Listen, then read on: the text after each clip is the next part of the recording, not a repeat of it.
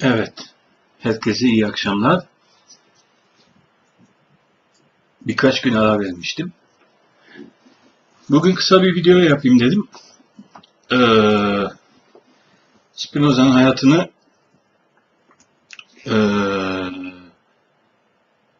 bitirmeden, biyografisini bitirmeden eserlerine girmeyi düşünmüyorum. Çünkü hayatı ile eserleri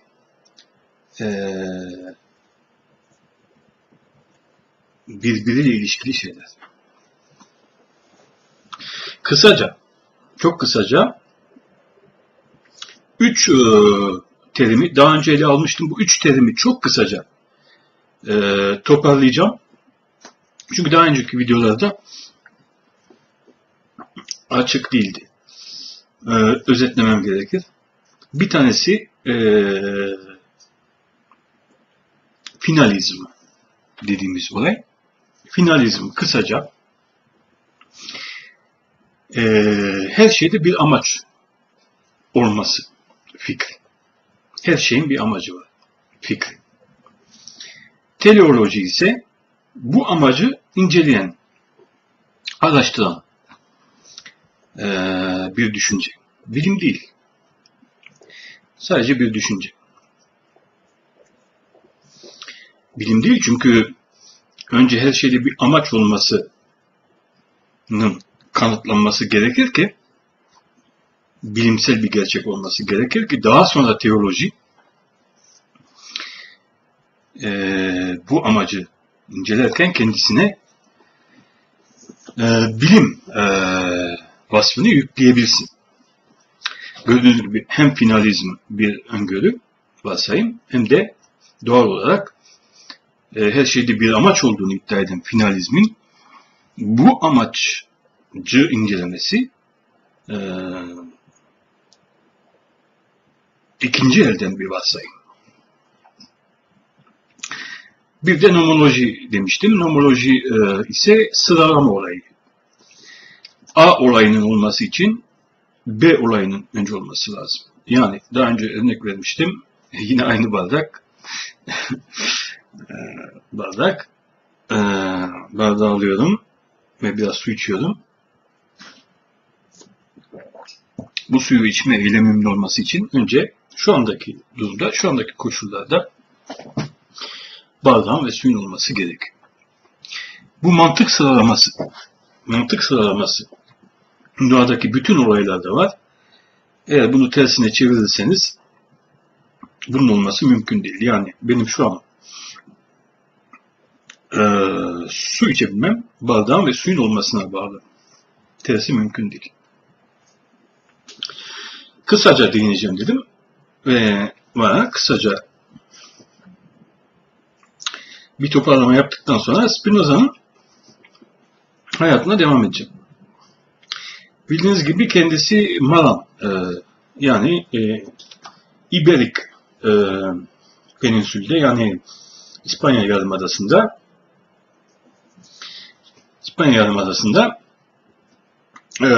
baskıyla Hristiyan'a geçmiş Yahudilere Malan deniyor.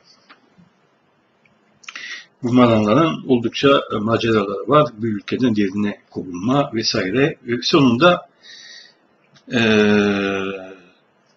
hemen hepsi diyebileceğim ya da çok önemli bir bölümü Hollanda'ya. O zamanlar Provence Unie ismi, Hollanda'nın o zamanki ismi Provence Unie, Hollanda'ya geliyorlar. Çünkü Avrupa'nın en toleranslı, en demokratik ülkesi 17. yüzyılın başlarında ve daha sonra uzun süre Hollanda idi.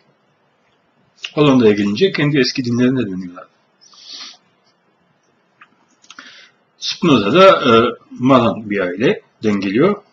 Gerçi dedesi bir ara Fransa'ya gelmiş durumda. Bunun kayıtları var. Nantes şehrine gelmiş durumda. Ancak Fransa'da o dönem 16. yüzyıl 1500 seneleri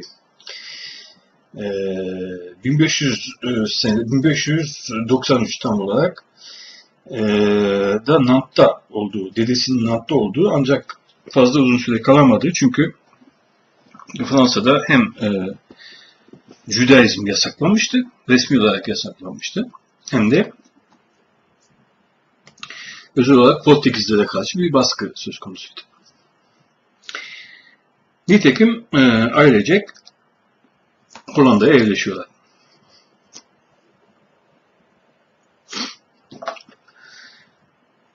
Hollanda'da durum nasıl? Yahudilere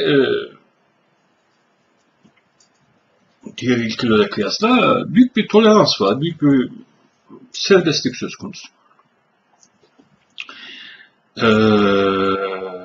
Tabii Hollandaca konuşuyorlar o dönem.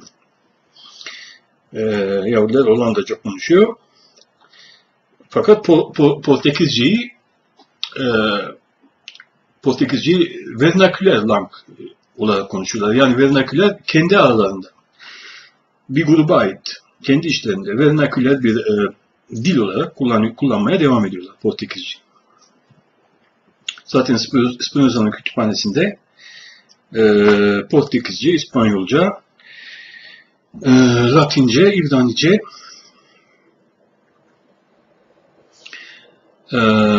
kitaplar olması da bunu gösteriyor.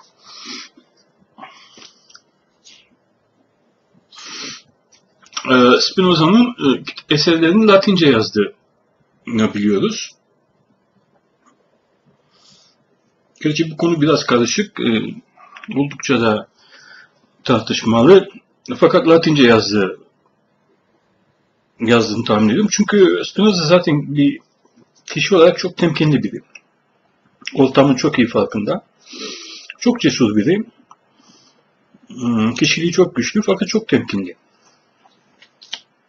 Temkinli olduğu için Hollandaca yazmayı tercih etmiyor. Latince çünkü herkesin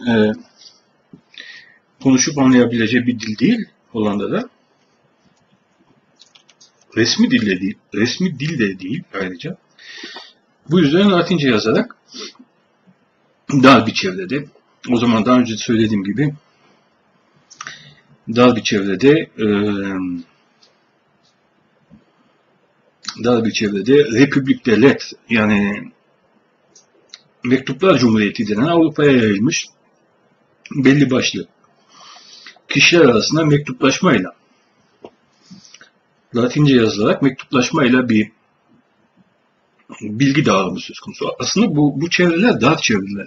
Öyle sanıldığı gibi, bugünkü gibi her tarafa yayılmış, herkesin okuduğu, herkesin kolayca elde edebileceği bilgiler değil.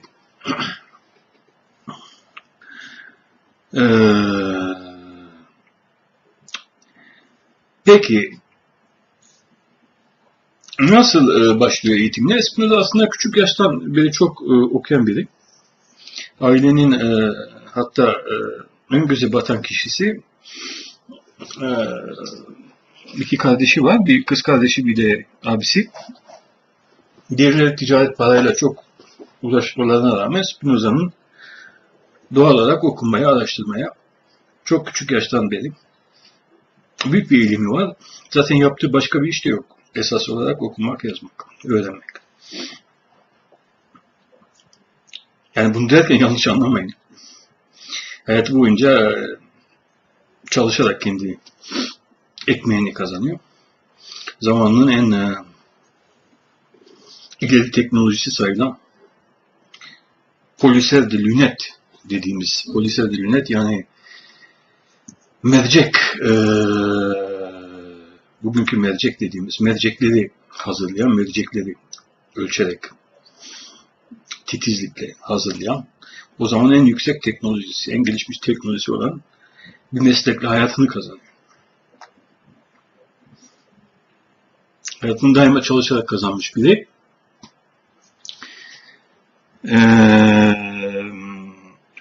Çok önemli fırsatlar eline geçiyor arkadaşları tarafından. Çok önemli mevkiye davet edildiği halde daha sonra söyleyeceğim, maddi durumunu kolaylaştıracak, yaşamını kolaylaştıracak çok önemli fırsatları bilerek reddediyor. Reddetmesinin sebebi de eğer kabul ederse özgür bir kişi olarak özgürce düşüncelerini ifade edemeyeceğini, bu çevrelerin etkisi ve baskısı altında kalacağını düşünerek basit bir yaşama çok daha iyi olduğunu düşünüyor. Çünkü bu şekilde düşüncelerini kimseye hesap vermeden, kimsenin baskısı altında olmadan maddi tehditlerle